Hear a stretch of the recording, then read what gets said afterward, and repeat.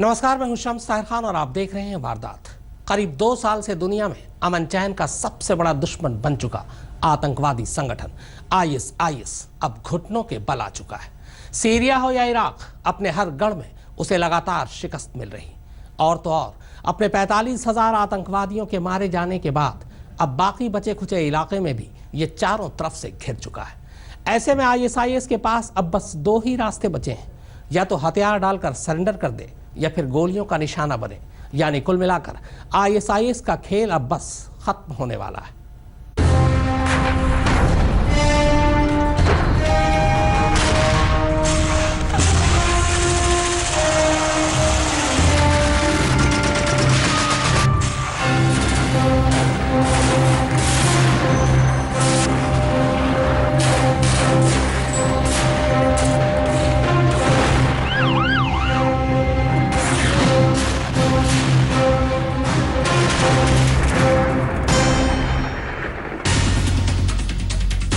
अनगिनत बेगुनाहों की मौत का जिम्मेदार और दुनिया के सबसे बड़े जल्लाद अबू बकर अल बगदादी के खात्मे के दिन लगातार करीब आ रहे हैं।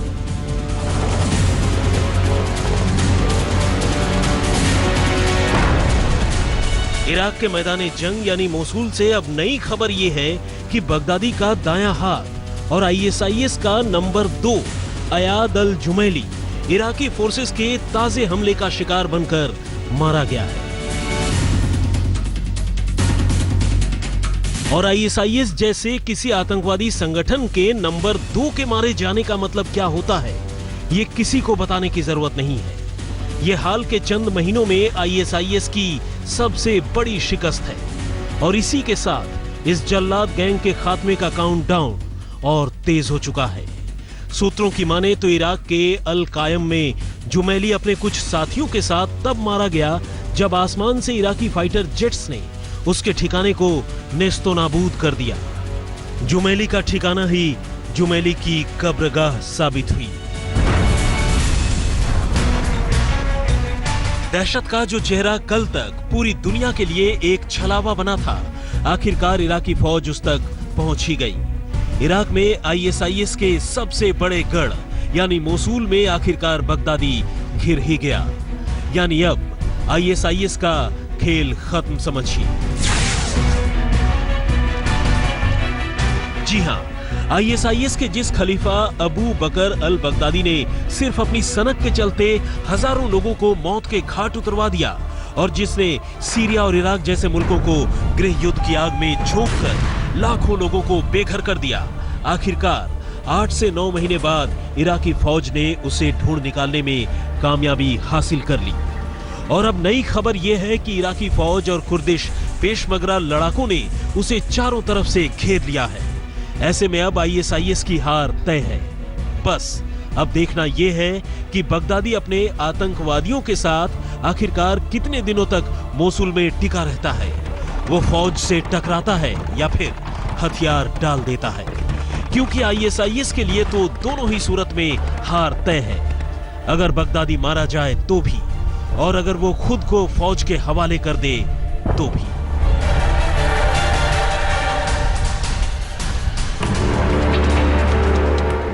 धू-धू कर जलते तेल के कुएं, हेवी मशीन गन, मोर्टार और आग उगलते तमाम तरह के असलहे, और इन सब के बीच पीठ दिखाकर भागती कायरों की सबसे बड़ी टोली। वो जो कल तक दुनिया को अपने आतंक से रुलाया करते थे,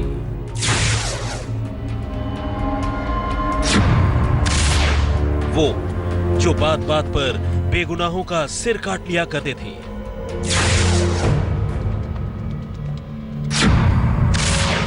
वो जो बगैर किसी जुर्म के लोगों को ऊंचाइयों से फेंक दिया करते थे,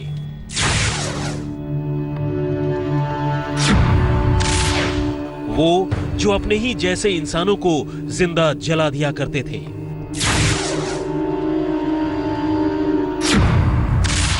वो जो लोगों को जीते जी डुबोकर मारते थे, आज वही कायर पीठ दिखाकर भाग रहे हैं।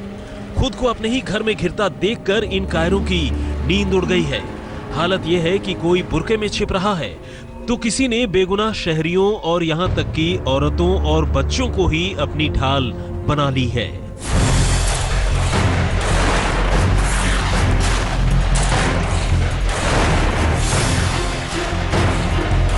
जी हां, इराक और सीरिया की तस्वीर इन दिनों एक सी है। ISIS, जिसे कल तक लोग इस दुनिया के सबसे खौफनाक आतंकवादी संगठन के तौर पर जानते थे, आज कायरो की फकत एक ऐसी टोली बनकर रह गई है जिसे इन दोनों ही मुल्कों में जान के लाले पड़ गए हैं। हालत यह है कि सीरिया से लेकर इराक तक उसके तमाम किले दरक चुके हैं और यह आतंकवादी संगठन अब आखिरी हिचकी ले रहा है। इराक में ISIS जहां अपने सबसे बड़े गढ़ और बगदादी की इस्लामी हुकूमत की राजधानी मोसूल में ही घुटनों के बल आ चुका है, वहीं इन दोनों मुल्कों में वो 6,22,000 वर्ग किलोमीटर के इलाके में अलग अलग फौजों से घिरकर पनाह मांग रहा है।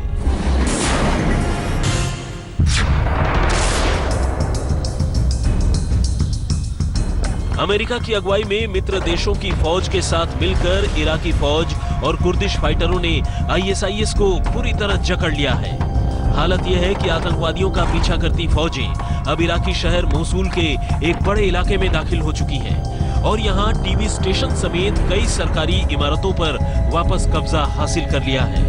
और इन हालात में इराकी प्रधानमंत्री हैदर अल अबादी ने भी साफ कर दिया है कि अब ISIS के आतंकवादियों के पास दो ही रास्ते हैं, या तो वो आत्मसमर्पण कर दे या फिर मरने के लिए तैयार हो जाएं। लेकिन जानकारों की माने तो फौजें बेशक अब ISIS पर हावी हो चुकी हों, लेकिन असली चुनौती अभी बाकी है, क्योंकि मोसूल के जिन रिहायशी इलाकों में अब आगे की लड़ाई लड़ी जानी है, वहां करीब 15 लाख लोगों की आबादी रहती है और ऐसे में शहरियों के रहते हुए आतंकवादियों को चुन चुनकर मौत के घाट उतारना जरा मुश्किल काम है। और फौज की इसी मजबूरी का फायदा उठाकर आतंकवादियों ने भी अब शहरियों को ढाल बनाकर छुपने की शुरुआत कर दी है। जाते जाते वो तेल के कुओं में भी आग लगा रहे हैं ताकि बर्बादी तो हो ही, धुएं के गुबार का फायदा उठाकर उन्हें निकल भागने में भी आसानी हो।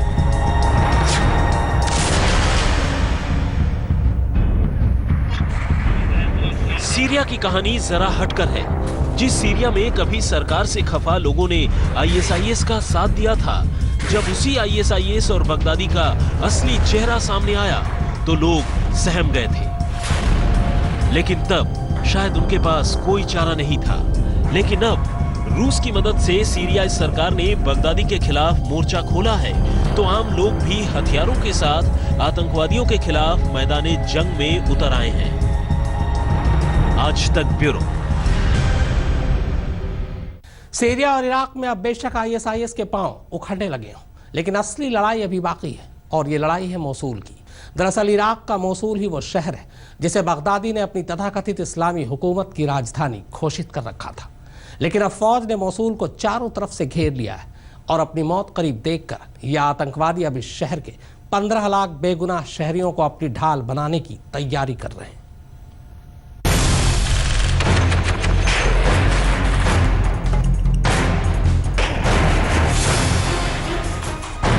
इराकी शहर मोसूल में ISIS और फौज के बीच असली लड़ाई अब शुरू होने वाली है।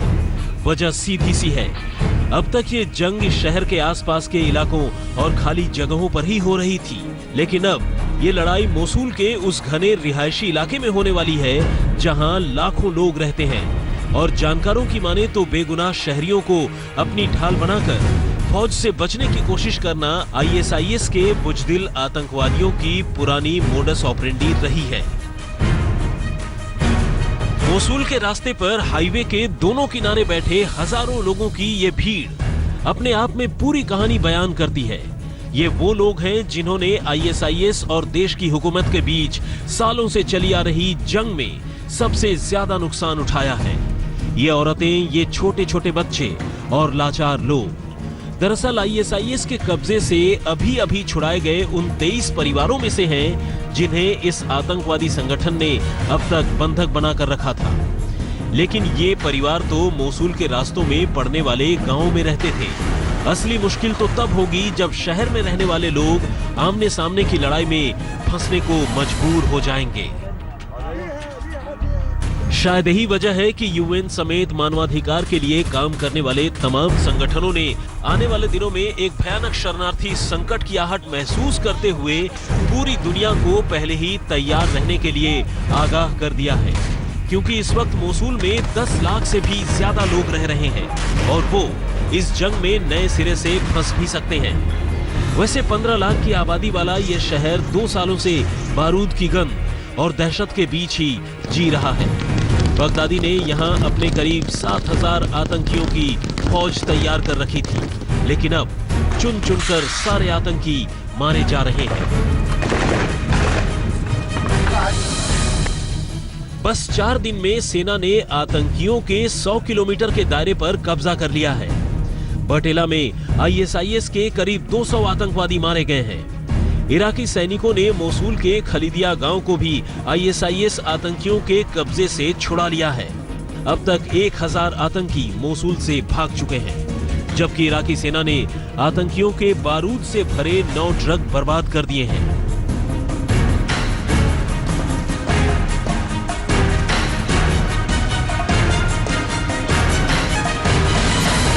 हालांकि इराकी सरकार और कुर्दिश लड़ाकों ने अब तक इस जंग में मरने वालों का कोई सही आंकड़ा जारी नहीं किया है, लेकिन मित्र देश जिस तरह से यहां आतंकवादियों पर हमले कर रहे हैं, उसे देखकर अंदाजा लगाया जा रहा है कि आईएसआईएस का दी एंड अब बिल्कुल करीब आ चुका है। वैसे तो फौज ने बहुत से छोटे मोटे कस्बों और गांवों को आईएसआईएस के कब्जे से आजाद करा लिया है, लेकिन इस दौर में सबसे बुरे हालात इस इलाके में रहने वाली महिलाओं और बच्चों की है, जिन पर अब एक एक पल भारी पड़ रहा है। हजारों बेगुनाह लोग इस असमंजस में हैं कि अब वो अपना घर छोड़कर जाएं या फिर आईएसआईएस के सफाई के बाद इत्मीनान से नई जिंदगी की शुरुआत करें।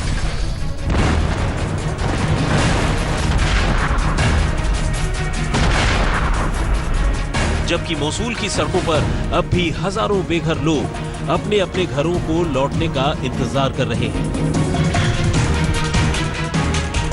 जो बीमारी और भूख से बुरी तरह घिरे हैं और वक्त के बदलने की बाट जोह रहे हैं। आज तक ब्यूरो।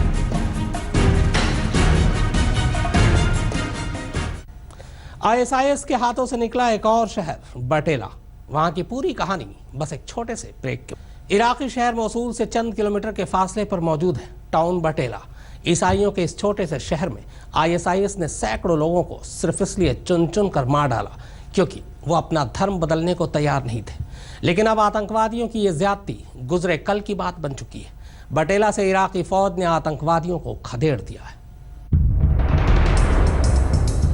ऊपर वाले के जिस घर में अब से 2 साल पहले तक वचन और प्रार्थनाओं का सिलसिला चलता था, अब उसी घर में पोजीशन लिए फौजी कॉम्बिंग ऑपरेशन कर रहे हैं। और इस हालत के लिए भी कोई और नहीं बल्कि वही आईएसआईएस जिम्मेदार है, जिसने इराक और सीरिया की एक बड़ी आबादी के लिए जीना दुश्वार कर दिया है। यह और बात है कि आतंकवादियों के खिलाफ इराकी फौज, मित्र देश और कुर्दिश फाइटरों की जंग की ये वो आखिरी तस्वीर है जिसके बाद मोसूल के नजदीक बटेला के इस चर्च को पूरी तरह से आजाद करा लिया गया। और पूरे 2 साल बाद चर्च की घंटियां एक बार फिर प्रार्थनाओं के लिए घनघना उठी। मोसूल से 14 किलोमीटर दूर इराक के इस ईसाई बहुल कस्बे पर अगस्त 2014 से ही आईएसआईएस के आतंकवादियों का कब्जा था, जिन्होंने यहां रहने वाले तमाम ईसाइयों के सामने बस 2 ही विकल्प छोड़े थे। पहला, आईएसआईएस की बात मानकर धर्म बदलकर मुसलमान हो जाना, और दूसरा, धर्म बदलने से इनकार कर बेमौत मारा जाना। जाहिर है बटेला में जहां आईएसआईएस की मनमानी का शिकार होकर बहुत से लोग मारे गए, वहीं बहुत से ऐसे भी थे जिन्होंने मजबूरी में जिंदा रहने के लिए अपना धर्म बदल लिया। लेकिन अब जैसे ही बाजी पलटी और इराकी फौज ने इस शहर से आईएसआईएस के आतंकवादियों को मार भगाया, पूरे टाउन के साथ साथ ये चर्च भी गुलजार हो गया। आज तक ब्यूरो। आईएसआईएस की शुरुआत से खात्मे तक की पूरी कहानी बस एक छोटे से ब्रेक के बाद। इराक के एक छोटे से हिस्से में पहली बार आईएसआईएस ने अपना सर उठाया था, फिर देखते ही देखते ये इराक के एक बड़े हिस्से में फैल गया। इसके बाद इसने इराक की सीमा लांघी और पड़ोसी मुल्क सीरिया तक जा पहुंचा। आइए आपको बताते हैं कि आखिर इराक में आईएसआईएस का जन्म क्यों और कैसे हुआ था, किसकी वजह से हुआ था और इसका जिम्मेदार कौन है। 2011 इराक। एक लंबी लड़ाई के बाद अमेरिका इराक को सद्दाम हुसैन के चंगुल से आजाद करा चुका था, पर इस आजादी को हासिल करने के दौरान इराक पूरी तरह से बर्बाद हो चुका था और उसी बर्बाद इराक से 2011 तक अमेरिका अपनी सारी सेना को वापस बुला लेता है। अमेरिकी सेना के इराक छोड़ते ही बहुत से छोटे मोटे गुट अब अपनी ताकत की लड़ाई शुरू कर देते हैं।